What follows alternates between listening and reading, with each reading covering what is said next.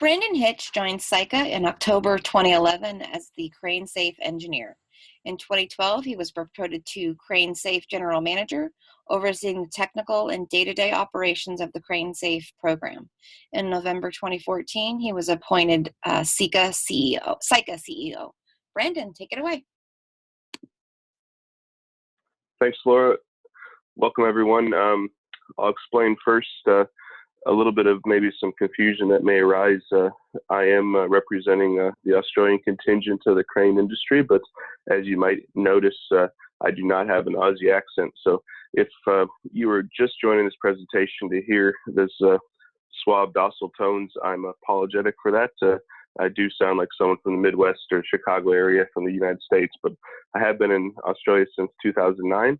And since that time, have really enjoyed learning about the crane industry, trying to help educate the crane industry, and at the end of the day, make the industry a better, safer operating place. So we'll get into a few examples of how that's come through fruition, and also hopefully give you a little bit of background on what's happening down under.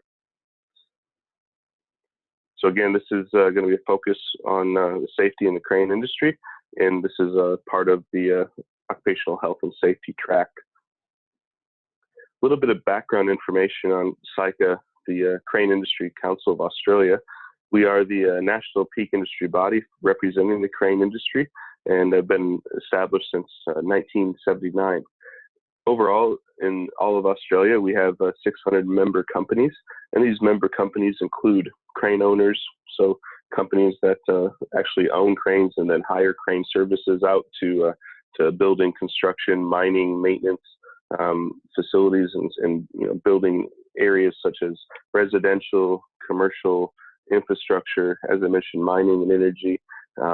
We also represent the manufacturers of those cranes, so the Terexes, the Tadanos, the Liebers, the Groves, the Fabcos, the Palfingers, the Hiabs, and beyond the machine itself, our membership extends to the rigging equipment, so everything on the hook side of things, which we'll get into a little bit later, as well as those that provide services to the industry to keep them working safely and maintaining their cranes, as well as training the operators. So the sectors that we represent within our membership include primarily mobile crane sectors. So most of my examples today will be centered around the mobile crane community, but they're transferable to our other two sectors that we have membership in with tower cranes and vehicle loading cranes. Before I get too far along the path with SICA, we also participate in various national stakeholder engagement forums, which is how I met David Solomon in a forum that he runs in New South Wales, in Sydney, and appreciate the opportunity to present to you guys today. Hopefully it will be something of interest. SICA, I can't get too far down this presentation path without trying to explain the mission and vision of SICA as an organization. The mission of SICA is to be the authority for the crane industry, and this is why we do participate in these stakeholder engagement sessions. This is why we are active in Australian standards and ISO standards, drafting and chairing of committees within the crane community. And also, at the end of the day, that mission gets translated into our vision for a safe and profitable crane industry. So hopefully that'll become transparent as we continue on the discussion. Before we get too far down the path of what the crane industry is doing to have a safe and profitable crane industry, I'd like to show you all just a quick an introductory slide, which has a lot of elements of safety and occupational health and safety in particular, around the simple, not so simple task, pardon me, in assembling a crane, doing a lift, and then deconstructing the crane after the lift. We'll show this highlight quickly and then get into some of the examples of what SICA is doing to make a safe and profitable crane industry. So stay tuned. I won't narrate this video. It's got some background music, but again, look for things that you might see within the OH&S space that could be job hazards and could also show you how industry is compensating for those job hazards. I'll give you the tip on the first slide as it comes through. Traffic management's a current job hazard that's getting managed in Australia through various organizations, internal to our membership and external, and then see if you can pick up the other examples.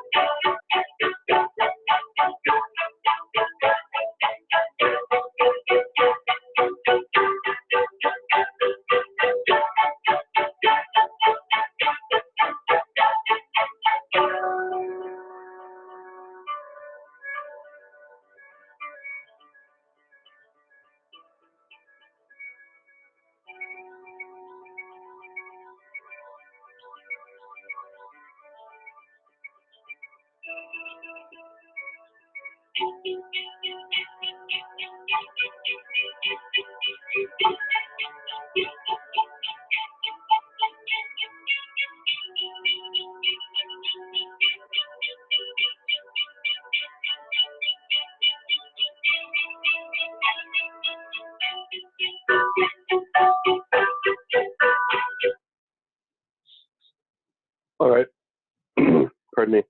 Hopefully you can see in this short video a huge amount of work that gets put in place in planning a lift and orchestrating that lift in a safe manner. In just this one example, we've seen examples of working at heights. We've seen examples of working near what would be, in this instance, it was is turned off, but normally, normal situation, live power lines. You've got equipment that is picking up heavy loads. This is a 750-ton capacity crane. Those bridge beams that were being installed would be in the order of 50 to 70 tons, and you have persons working right next to that to guide those loads into place.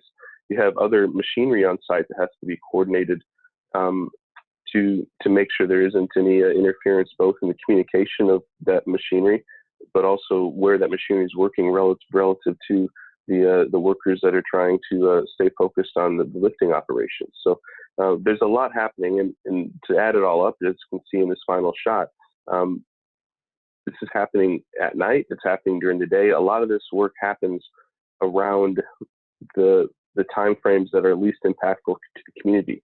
Trains in Sydney cannot just be stopping for a day to install a bridge beam. So when that can be coordinated is highly dependent on the social impact and economics of shutting down a train line for the commuters coming into the center business district. So we'll unpack a lot of this in a little bit more detail, and also talk about how SICA is assisting our membership and their customers in improving the safety in the crane sector. So I want to go into a quick, maybe lay the groundwork for safety perceptions, what I'm calling safety perceptions in construction. And this is unique to Australia. This is not meant to scare you, but kind of set the tone for what's relevant in this continent. And this is based on our 2015 study that's been done through the Safe Work Australia organization. So that's our government agency at a national level that operates in that work health and safety space. And I just highlight a couple of these words here. Hopefully it's not too jarbled of a slide, but it was very interesting, just these 4 bullet points. 75% of construction workers say they accept taking a risk when scheduling is tight. So how many risks in the perception of those construction workers might have been compromised because of the tight timeline, because of Sydney Metro train saying we need to have this line back on in operation, by a certain time frame in the morning at 5 a.m. Pardon me.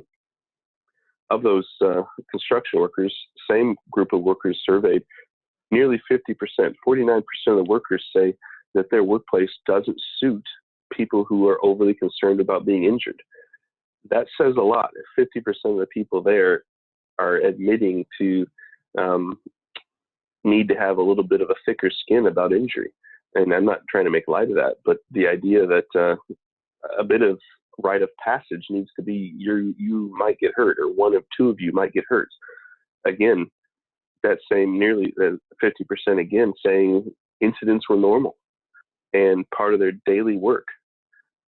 Whereas the broader working community, not just the construction sector, but overall workplace demographic in Australia, only 20% say incidents were normal. So we've got 2.5 times the volume of workers pretty much assuming they're going to have an incident of some sort. And it doesn't mean a catastrophic incident. It could mean a near miss, or it could mean a close call as a near miss. Sorry.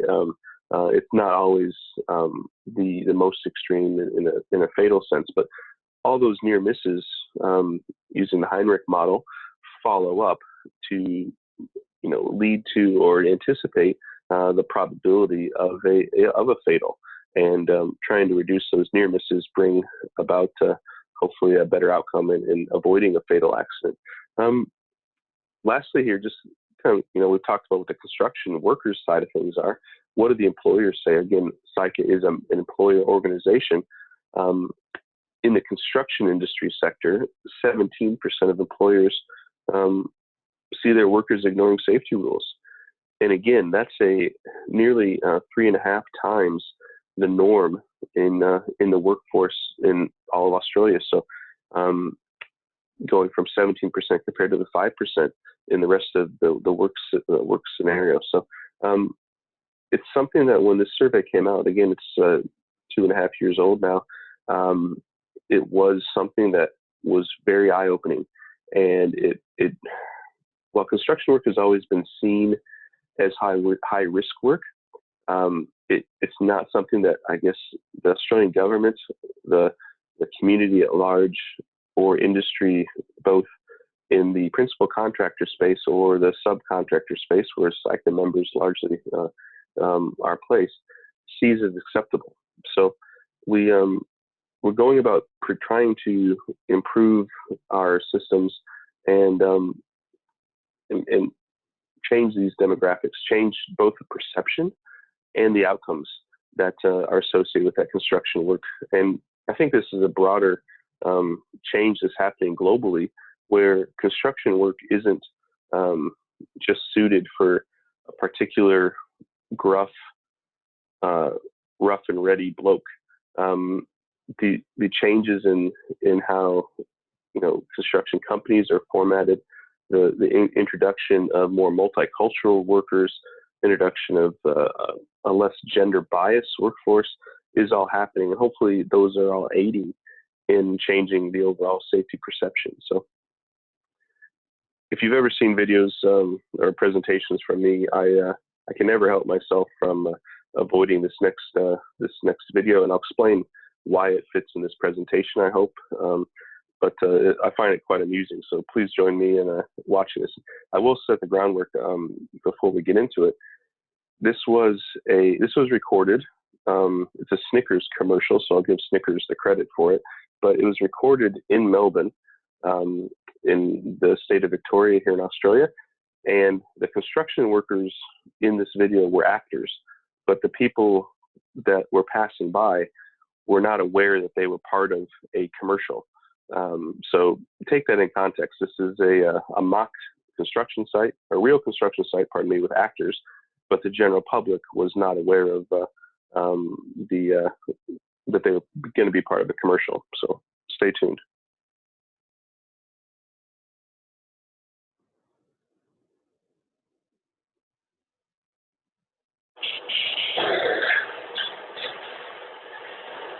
Hey, Darwin, have yourself a lovely day. Hey, that colour really works on you. Have a productive day. You want to hear a filthy word? In the pie. Absolutely. Yeah, I know, huh? I'm like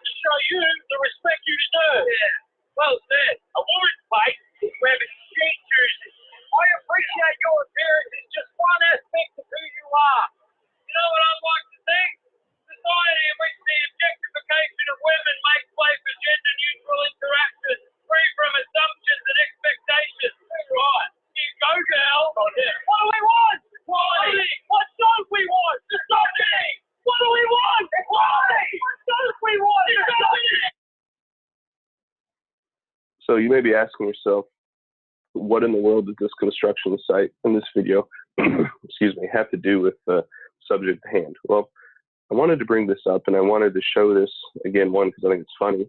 But the punchline with the Snickers advertisement was, you are not you when you're hungry. And what it proposes is, and what you saw the stunned look of people's faces, is that they were not expecting the kind of comments that came out of these construction workers. They were defying the norm, let's say.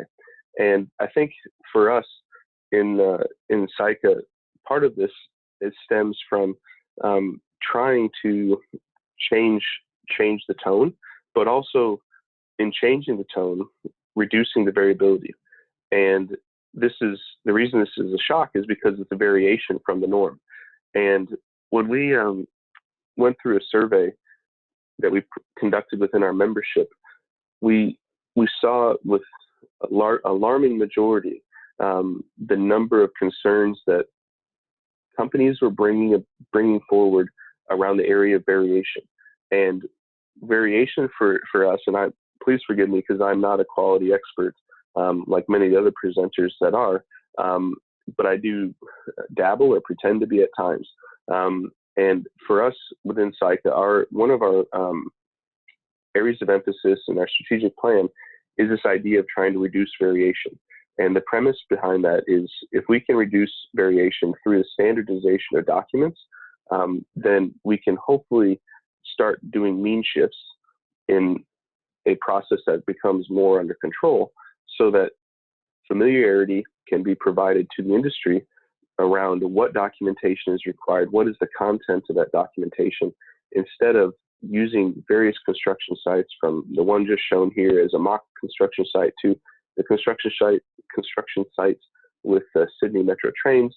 So when crane crews show up, they are prepared with the known information that they need to perform that job safely.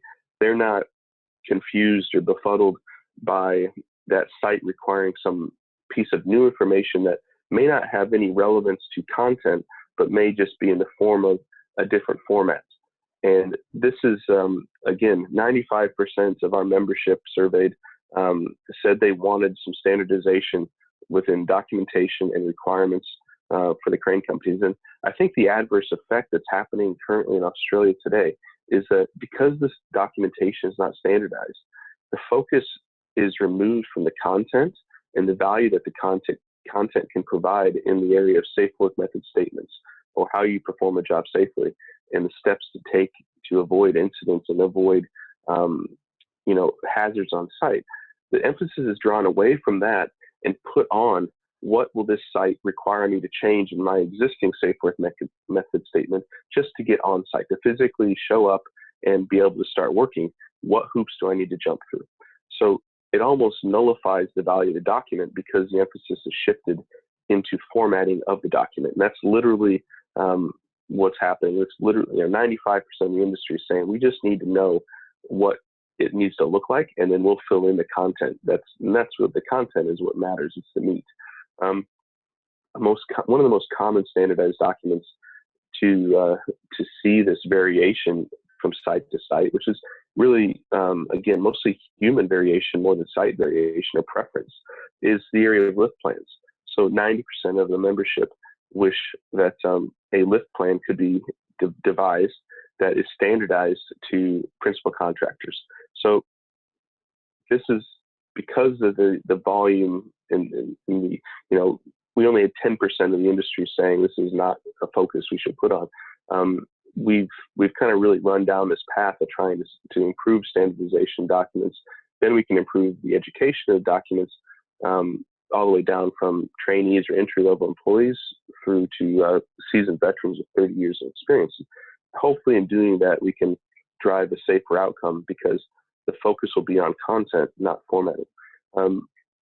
Important part of the survey for us is, when SICA conducted this, was not just to get our membership's view of things. It's probably very typical, or would be very assumed that membership might have one view of things, but what about their customer base? The contractors, the principal contractors or PCs that were interfacing or what we saw as demanding these type of variations were surveyed as well. And oddly enough, they weren't 100% exact in their percentage in agreement, but close enough. These contractors agreed strongly as well. They were, they were wanting to see some standardization. They didn't think that they needed to see a variation in content just to suit the preferences of possibly a site supervisor or the site manager, construction manager, because if the content can be prescribed and predetermined and agreed upon, then it's really about just confirming the physics. This is the crane sector. One of the things I was thoroughly enjoying the sector with the engineering background is that this is still a very highly technical sector within the construction industry. Lifts, and we'll go into this in a second because I want to try to hopefully explain to you areas of the crane sector that can and what Psych is doing to try to tease out safety and repeatability in this complex lifting environment. So with this, when we were armed with this data, we felt like we were in a good place to start really driving through how can we standardize documents, how can we reduce the variation that our membership are seeing, and largely causing them to throw their hands up in the air and then scratch their head and guess what is the next request going to be, what color format needs to change, and literally what was happening was documents were not changing in content at all. They were just being recycled from site to site in prior versions to see what can get passed to the site induction. The site safety officer to see what was their preferred format. Was it the latest version or was it a previous version? Was it a new version that needed to be created altogether? And when you start talking about that kind of content, it sounds so trivial for me to say it out loud, and that is exactly the point. These were not things that were making the job site safer. These were not things that were reducing the perception of the workers that 75% needed to, see their workplace as a place where injury could occur. 50% expected to have an injury.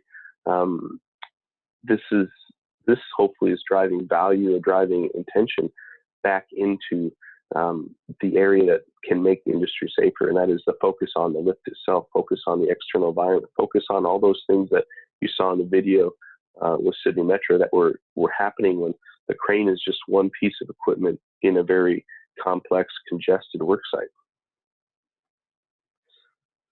As we try to unpack some of this information, and again, I will leave you with what Psych is doing about this. I don't want to just show you, this is the huge problem we have in Australia, without trying to give you, where I hope that you can see Psych is in a healthy place to address these concerns and advocate for our membership in making it more safe and safety and profitability. Just I didn't talk about this before within our vision statement. We were strategic in trying to create a vision statement that was not conflicting, and it was intentional to include safety and profitability as one, because safe outcomes lead to a more profitable industry.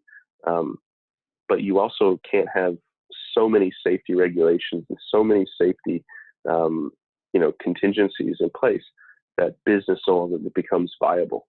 So it's a bit of a yin and yang scenario, I would say, with safety working to make an industry profitable, while profitability ensuring that safety is reasonable. And I hopefully I'll be able to convey that point. But I do want to highlight first, I respect or believe, I guess, that majority of you aren't probably crane experts, and that's great. For my benefit, you don't know if I'm telling you something that's false or if I'm making it up along the way.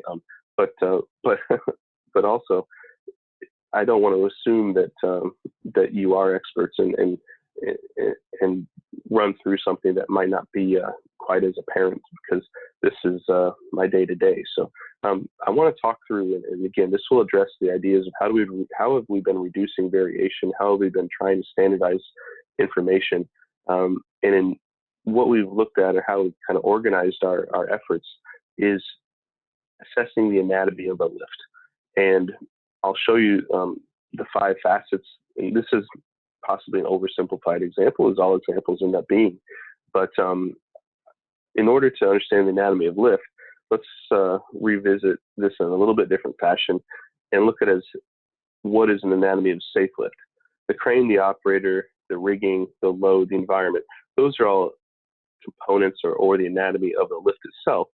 But having a properly maintained crane helps make this a safe lift. You don't have mechanical failures likely to occur that are going to become a problem for the operator during or while performing the lift. The operator himself or herself, are they familiar with the crane? Do they have the proper site information to know what conditions they're working with? And that directly links back into the environment, which is listed at the bottom here. I've shown in this case the ground is part of the environment. The ground is the most common environmental failure pardon me, that the crane industry in Australia faces today. Secondly, by wind. And wind is probably the more global environmental concern that's affecting crane operation, crane design, as wind farms and alternative energy are driving the cranes to perform in different environments, and they probably into the volume of cranes that are in those environments than they have typically done in the past. And it's creating its own niche market on how to manage those risks. But we go back into more common components. Again, the rigging. Do the riggers and the dogmen, the people at the hook that we talk about, our membership within the supply chain of the rigging equipment, are they training and making the right decisions on selecting the rigging for the load to be lifted, both in its capacity and in its maintenance? Is rigging gear worn out, so to speak, or is it still in a safe working order? Lastly, and this is always the running joke, is we were I was in a conversation yesterday and talked about the load, and they said, oh, everything, there must be intervals of 1 ton that all elements in the universe exist, because the standard default answer is, what's the weight of this? And it's always, oh, it's about 1 ton. It's become a default. It's not always the case, though. And knowing the load and the weights of the load is one element, but also the dimensions and even the let's say the sensitivity and where you pick or attach the rigging equipment to is equally important in making sure you don't damage the load, you don't create an unstable situation, you're managing where the center of gravity might shift to.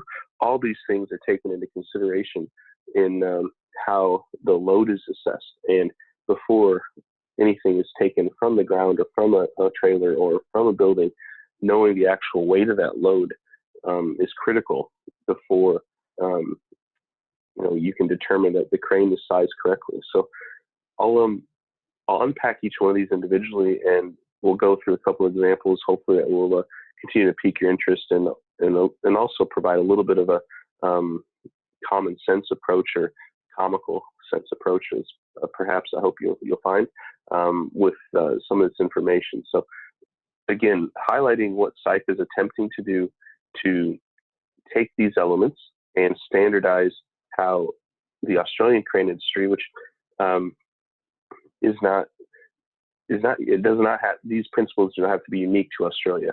Some of the systems that we use are Australian based because of their origin being with Psycha, but the physics of a lift, the anatomy that creates these scenarios with gravity working for the benefit of cranes and the stability of the load, those are all still principles that are universal. And I'll show you examples from around the world that hopefully convey that point, that physics is always physics.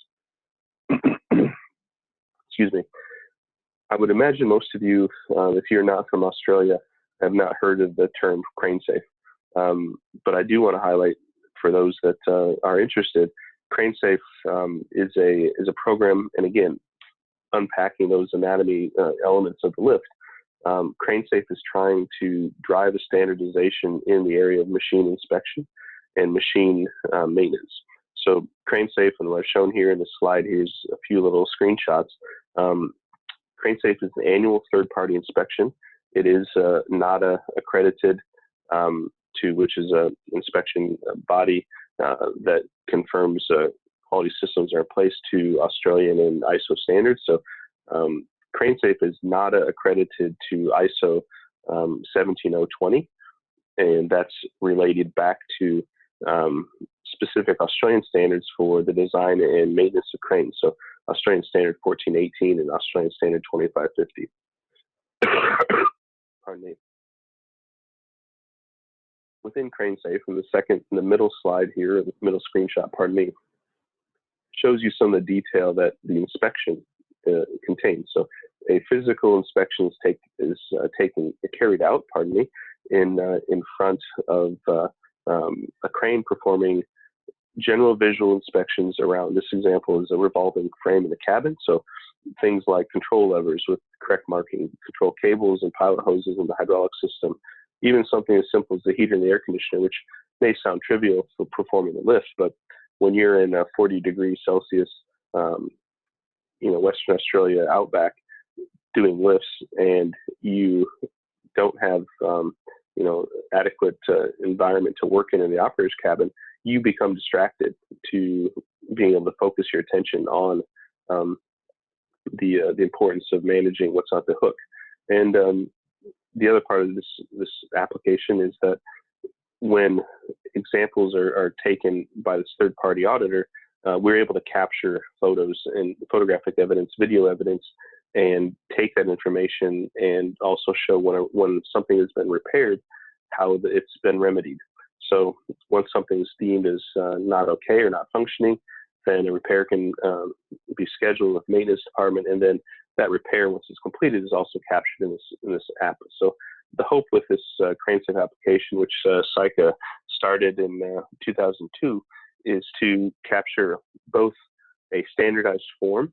So nationally, CraneSafe assessors are performing annual inspections on mobile cranes, tower cranes, telehandlers, overhead bridge and gantry cranes, vehicle loading cranes, even side boom pipe layers, concrete pumps, to show what maintenance regime may be lacking. And this is them doing an audit of the existing maintenance framework. So once a year they show up, they, as a third-party individual, don't do repairs or don't do maintenance work for the companies they're inspecting. And then they prepare this report. And this report, because it's affiliation with SICA, is then we can use that report to generate industry demographics and look at, for various crane types, what are the common faults that are found. And then we can produce that information both to our safety regulators, but also to our membership. And they can devise their own internal systems to highlight areas of improvement that they can see based on these industry statistics. So with the CraneSafe being in operation for the past 15 years, we have seen a general or broad improvement in the safety and maintenance, in the sense of crane, the machine itself, improve over that period of time. So CraneSafe, without overselling the system, within the international community of the crane sector, is seen as the gold standard for annual inspections, and it's something that we're very proud of. Humbly, I can say that I can be proud of it, not being the father of or the genesis of CraneSafe. It was something that was done before I moved to Australia, but something that Australia, within the crane sector, is widely known for. So very productive, and again, leading to a safe outcome through standardization. Go through a second element. The second element we talked about with the anatomy of the crane lift, operator competency. How does the operator know how to use the machine as a tool to perform lifting operations? And for Australia, it's kind of I'll use an Aussie colloquialism. It's a dog's breakfast. And what I mean by that is a dog's breakfast is maybe total chaos, or it's very random.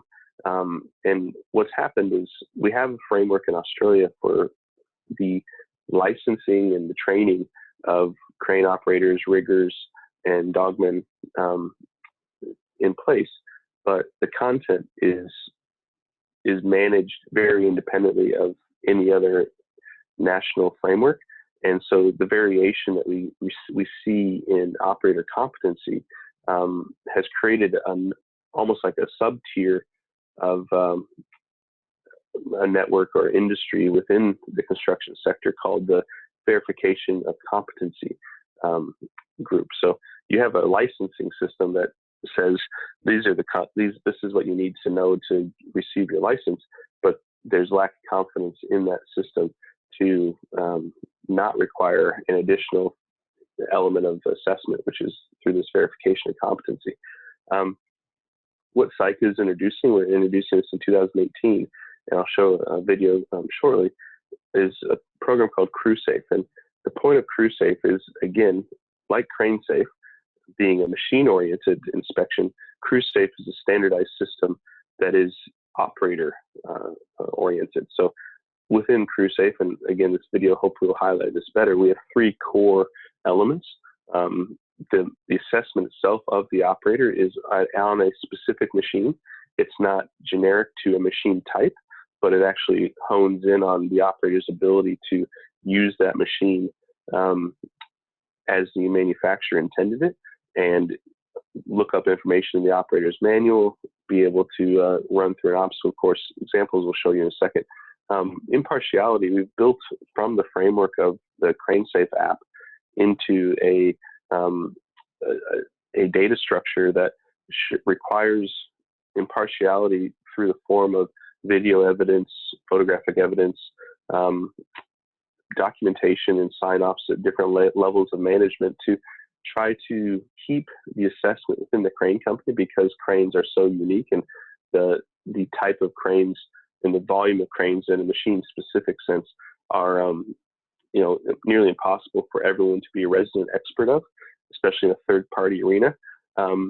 So we've tried to build into this program impartiality through the record keeping, so that as the outcome of that, this assessment itself can be a peer assessment. So the pathway for this to work is basically, crane company has a lead operator. That lead operator gets trained by the factory as part of a handover or familiarization training when the crane is purchased. And then that operator becomes the primary operator of that machine. As part of the, succession planning or building a robust business model, you'll train up other operators to utilize that machine as well. Well, that first or lead operator becomes the assessor of those subsequent operators. And then once they've been assessed and deemed competent, then they can assess and kind of work their way through kind of this tree framework within the company itself. And that provides us to have a machine-specific assessment, but also have to cater to evidence-based tracking that can be shown as impartial. So instead of me continuing to waffle on about this program, let me just do a quick 3-minute promotional video. It kind of highlights everything about the CraneSafe assessment, that it's literally from getting in the crane in the workshop, or walking out of the workshop, getting in the crane, driving it to site, assembling the crane on site, and then doing what we all think of cranes doing as the lifting of objects and placing them. So please. The Australian crane industry is a service industry that works hard to ensure their cranes and people are up to date with the latest requirements. They strive to be efficient service providers for the benefit of all involved. As we continue to excel in our area of expertise, it is critical we drive the highest standards across the industry. This includes the competence, safety, and excellence of our crane operators. When a crane arrives on site, how do you know the operator is competent to operate? You can check they hold the appropriate licenses, but does that mean that they are competent on that specific crane? If you're a crane owner, how can you prove your operator is experienced on the crane you've sent them out in? This is a problem that is faced by hire crane customers and crane owners every day of the week. Currently, this issue tries to be addressed by conducting verifications of competence. Each different site may have their own VOCs they want to conduct. This is time-consuming and very costly. Hey mate, I'm going to have to get our safety officer to run you through a VOC on this. I was at one of those on a mine site last week. Can't we just use that paperwork? Sorry, we've got our own stuff. We've got no idea what they do, so sorry. Furthermore, there are problems with the VOCs conducted as they are unregulated. There is a general lack of confidence in their validity. Nice range. Haven't seen this product before. Introducing the new CrewSafe portal. The Crane Industry Council of Australia have developed CrewSafe, and it is available as an online app. With the new CrewSafe online app, you can access documented evidence that will show if an operator is confident on a specific make and model of crane. It is a database that uses a standardized process to assess an operator and record evidence of confidence. An assessment conducted by people who know the equipment. A system that assesses all operators equally and consistently. CrewSafe is accessible anywhere, anytime on your mobile device. This system will save time and money. It'll benefit crane owners, operators, and customers. CrewSafe provides confidence in the operator's competence and will help us ensure we deliver the highest standards of safety and quality for our industry.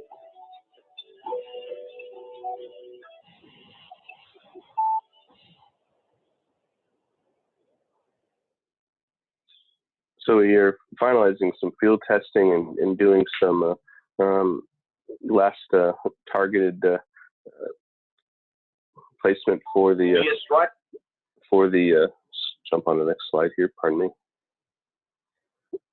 So we're finalizing field testing with CrewSafe and should have that up and running in second quarter of 2018. And again, our hope is that that will drive a consistency through industry around how operators are assessed for specific machinery, as you heard in the video itself. So, excuse me, I'll move on to the last couple elements of the anatomy of a crane lift and how we're trying to make that a safe lift. And I appreciate your time with me today, and hopefully this has been a little bit of a cross-reference of how the industry is coping with some of these identified concerns. But we've talked about machine, we've talked about the operator. Now let's talk about the load and the rigging equipment itself. So with rigging equipment, and you saw in the survey taken both by industry and by contractors that lift planning is something they saw as a standardized document that was something that should be implemented. And this is Syca's latest product. It's still in a prototype stage, but we are instigating field testing shortly. This is something that we're referring to as a simple lift plan, which is really meant to give operators and sites the framework to do a quick review of the lift that's about to take place. And this lift will deal with elements, again, the weight of the load, the weight of the rigging, those kind of things that impact on a crane's capacity to safely lift before the load ever leaves the ground or leaves its resting position. Within this, we will walk through a simple lift plan.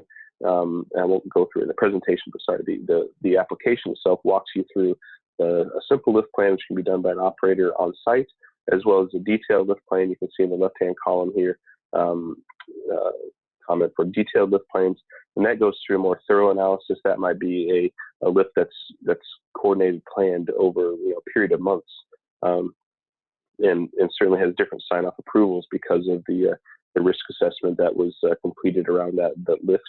But then from that point, the second two documents shown on the right-hand side here are the idea of the safe work method statement, the concept around standardizing how general work practices are identifying hazards and coping with those hazards on site. This does not cover off, I should emphasize this, the intent of this is not to standardize everything to the point of not having any uniqueness on site. However, what it is intending to do is create a volume of generalization that doesn't need to change, which would allow for the uniqueness or the nuances that occur because the site is located next to a power station, the site is next to a riverbank.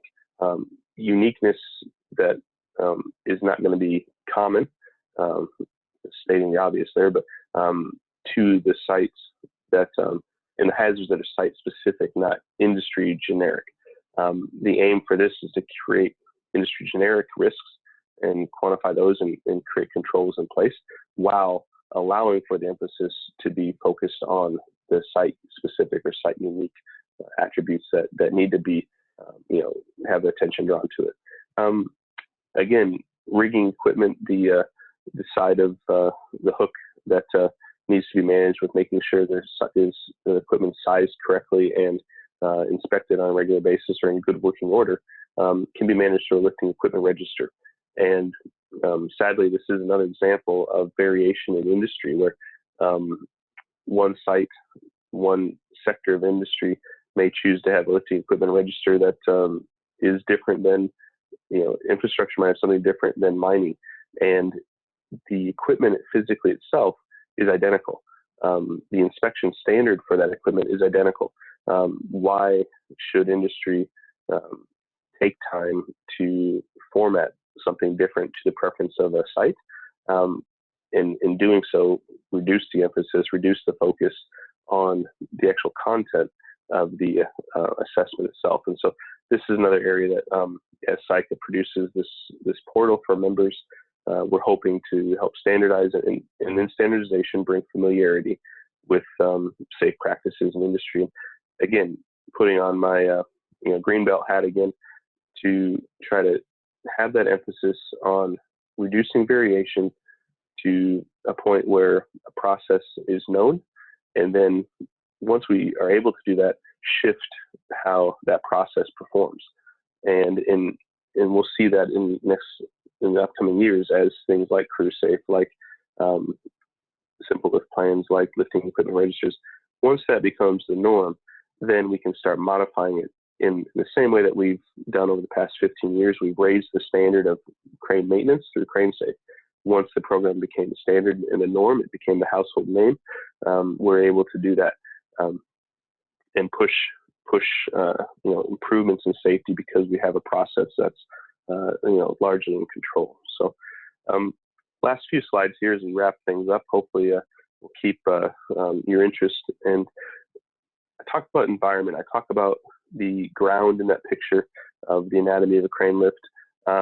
There are a lot of external influences that can affect the crane and how it performs on site. And it's often the case, and currently CICA's focus, to draw attention through the form of guidance notes on how to manage those risks. And they're largely risks because they are where handoffs concur. It's like a relay race. If you're running in a medley, the biggest risk is not you tripping and falling while you're running. It's the handoff of the baton. And in industry, I don't think we see anything that's different in that when the crane industry is working in autonomy, they know how to control themselves quite well because they're not under the influence of external influence, or they're not relying on someone else. But the handovers and the environment is a classic example of a handover or an external influence that the industry, and so the industry as a construction industry as a whole, but also where crane safe fits in the puzzle of that construction industry, continues to refine its management, continues to try to cope with emerging issues. And wind effects is a classic emerging issue that's happening because of the alternative energy with wind farms in Australia.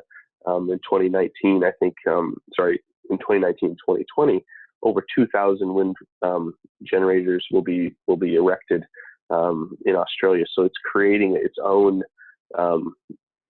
niche market, as I mentioned before, or even change in focus on how wind is managed, because historical methods can't be used anymore. And very closely linked to that is, as cranes get bigger to cope with these wind farm requirements, the ground pressure requirements change, and trying to educate the industry on how to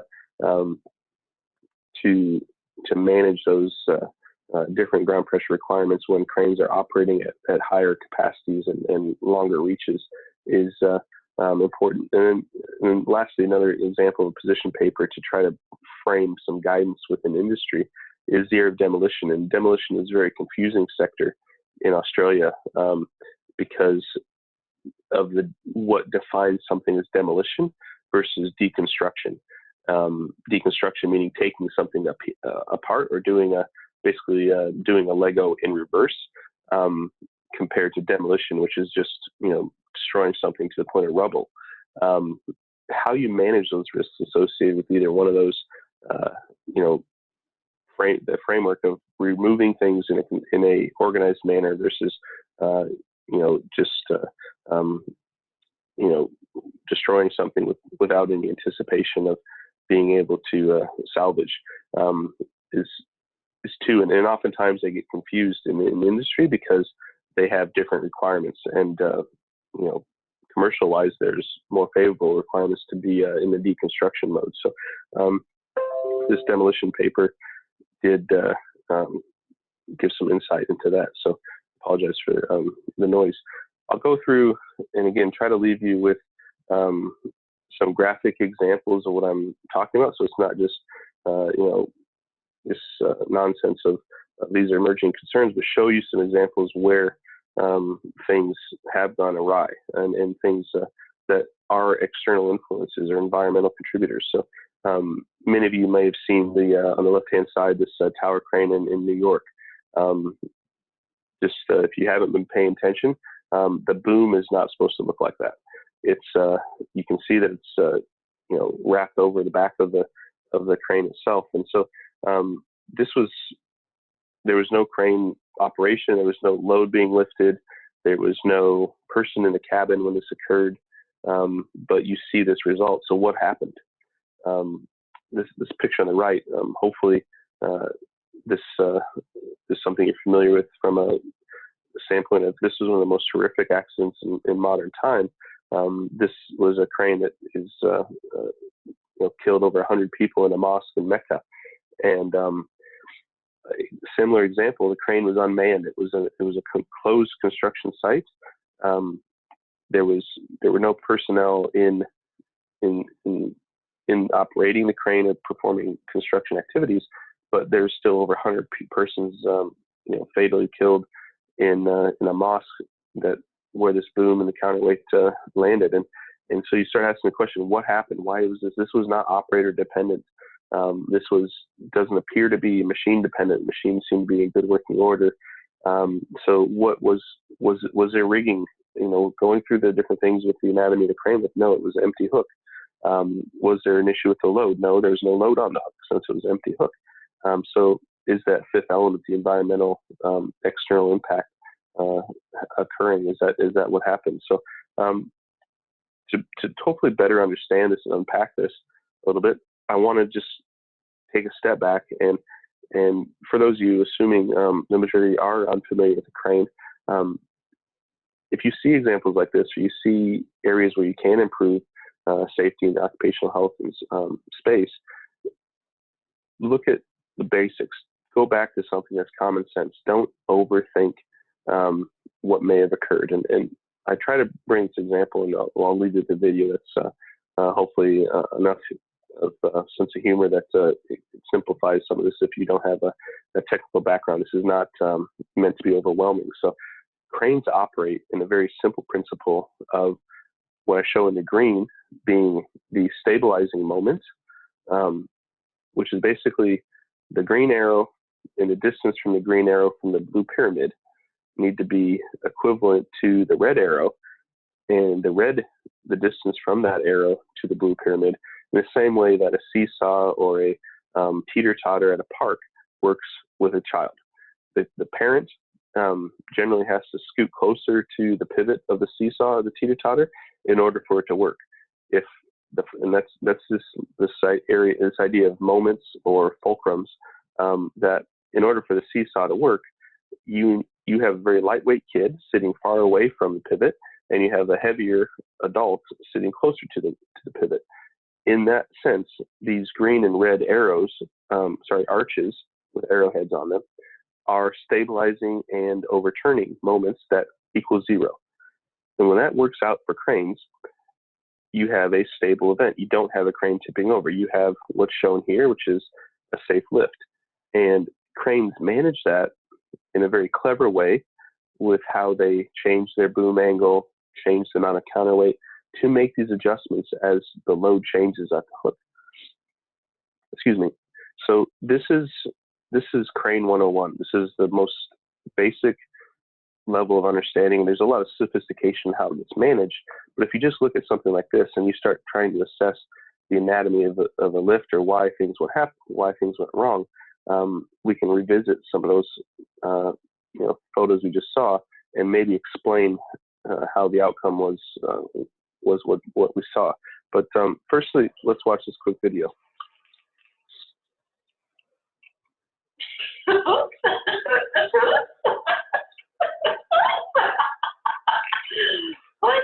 One, two.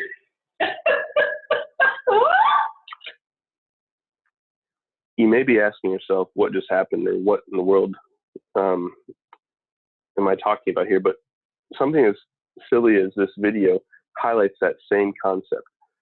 What you see here is a dog, a puppy in fact, who is very hungry, and you see the same principle.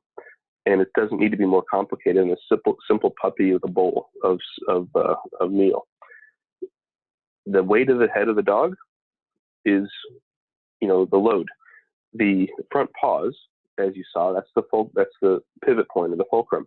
And I want to diagnose this or deconstruct this, to see how the weight of the legs are the stabilizing component.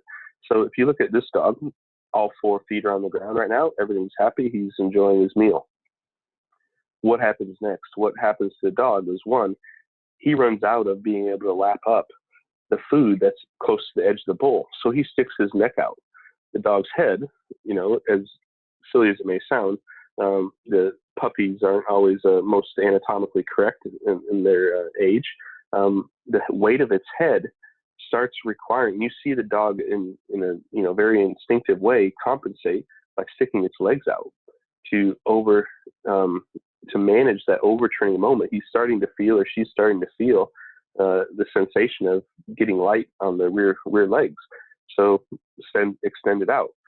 But what happens after, and this is critical to when a crane accident does happen, with the dog's head still in its position, once the legs leave the ground, what you see is actually the scenario getting worse or amplifying effect, because that counterbalance, that counterweight that's compensating for the weight of its head goes away, and it actually goes further inboard than its original position.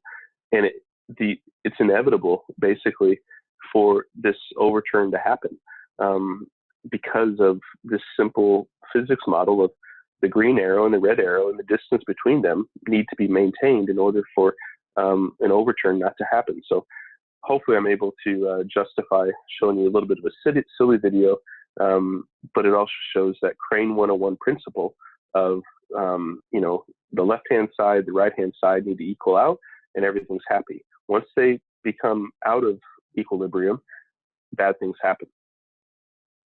So let's come back to these examples.